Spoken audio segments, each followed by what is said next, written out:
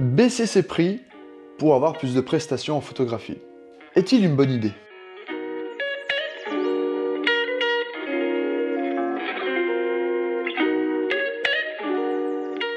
Malheureusement, ce n'est pas une bonne idée du tout. Mais alors la question se pose, pourquoi je devrais garder des prix peut-être plus élevés, en tout cas à ma juste valeur, attention à ce mot, à ma juste valeur, mais avoir peut-être moins de prestations? Il y a des raisons multiples de pourquoi il ne faut pas brader ses prix en pensant d'avoir plus de prestations. Première chose, c'est la qualité de ta clientèle. Si tu baisses tes prix, tu vas attirer une clientèle qui ne te choisit pas pour toi, mais te choisit pour le prix de ta prestation. Et ça, on dirait pas, mais ça fait une énorme différence sur la qualité de tes clients et sur le respect qu'auront les clients pour ton travail. Moi, je sais que par exemple, quand je vendais mes prestations à mes débuts de la photographie, je vendais des prestations à 50 € par exemple, ce qui n'est rien pour un shooting photo pour particulier en tout cas. Et ben, des fois, j'avais des gens qui me manquaient énormément de respect. Par exemple, est-ce que je peux avoir les photos pas retouchées ou par exemple, 50 € pour 10 photos, franchement, je sais pas, j'aurais fait mieux et tout. Non, what?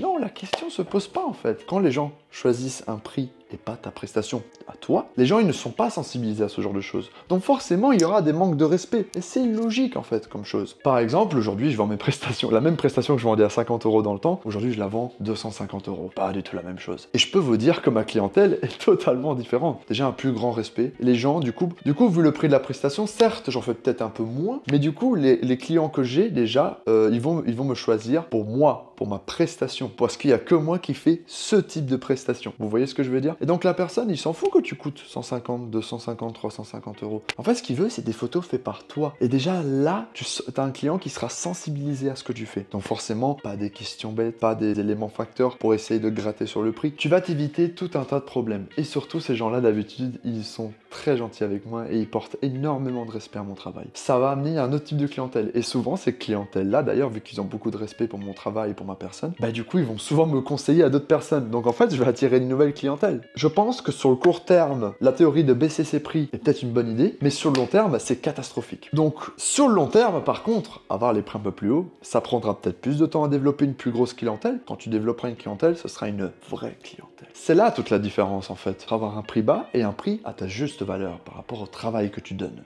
Deuxième chose qui n'est pas des moindres, ok, je baisse mes prestations, du coup j'ai plus de clients. Ok, cool, super, fantastique. Le problème, c'est que pour sortir de 1000 €, tu vas devoir faire 20 shootings. Et ça devient très compliqué. Parce que du coup, ta charge de temps, elle est immense. Donc en fait, pour sortir de 1000 €, bah, tu vas bosser 25 jours. C'est énorme. Tu te rends compte de ce que c'est? Aujourd'hui, moi par exemple, par mois, pour les séances particulières, je fais environ 1500 €. Tu sais combien de shootings j'ai fait pour 1500 €? J'ai fait 7 shootings. Même moins que la moitié de ce que tu as pu faire avant. Tu vois ce que je veux dire? Ok, je sortais 1500 € faisant 7 shootings. Donc ça veut dire que concrètement, j'ai peut-être bossé 9 jours entre la post-production et tout ça. Donc j'ai bossé 9 jours pour avoir 1500.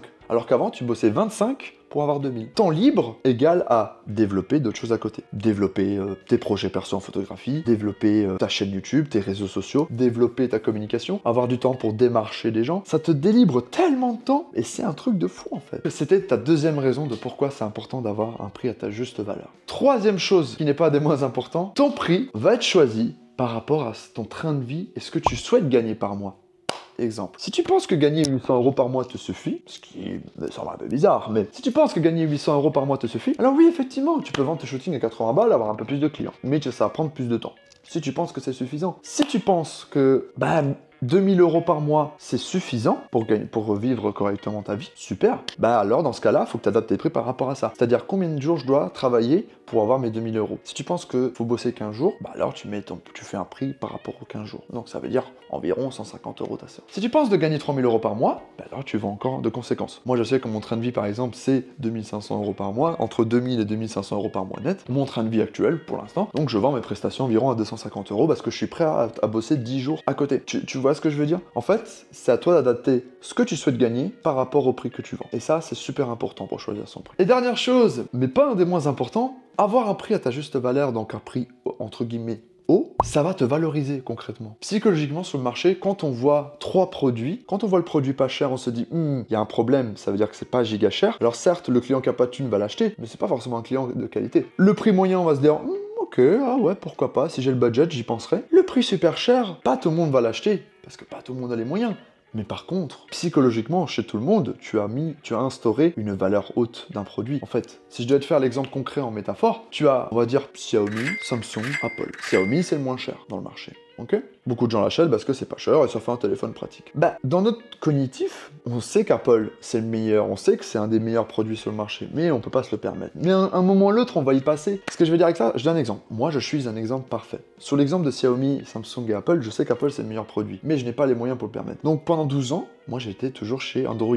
J'ai toujours eu des Xiaomi, des Samsung, ça dépendait de la période et de ce que je pouvais financer pour acheter mon téléphone. Il y a un an, j'avais les moyens, et donc j'ai acheté Apple. Maintenant, je suis chez Apple aujourd'hui. Ce que je veux dire avec ça, c'est que ça veut dire que pendant 10 ans, j'ai pas eu les moyens de m'acheter Apple, mais en fait, dans ma tête, je savais qu'Apple c'était le meilleur produit, et que je savais qu'à un moment ou à l'autre, j'allais l'acheter dès que j'avais les moyens. Et donc en fait, à la fin, j'ai acheté Apple. Et maintenant, je suis un fou d'Apple, j'adore Apple. Mais quand j'ai un produit Apple en main, je suis pas déçu, et c'est trop bien. Et donc, ce que je veux dire avec ça, c'est que dans ma tête, Apple égale qualité. Et donc en fait, si vous vendez à bon prix, faisant la métaphore, ça veut dire que les gens vont vous prendre pour un photographe fort, doué, qui vend ses prestations chères parce qu'il est fort. Psychologiquement, chez les gens, vous allez instaurer un climat de ces photos, c'est de la qualité. Après, bien sûr, hein, si les photos sont pas bien et vous vendez à 300 €, il y a un problème. Il faut assurer une qualité aussi, bien sûr, c'est important. Voilà. Bref, j'espère que cette vidéo vous a plu. N'hésitez pas à me faire part de vos commentaires. Si jamais ça vous a intéressé, est-ce que ça vous a été utile, est-ce que vous êtes d'accord ou pas d'accord avec moi, n'hésitez pas à le dire un petit en commentaire. Et bref, abonne-toi à cette page parce que je donne des conseils, je montre mes voyages photos, je t'emmène en shooting avec moi dans les différents lieux en Europe.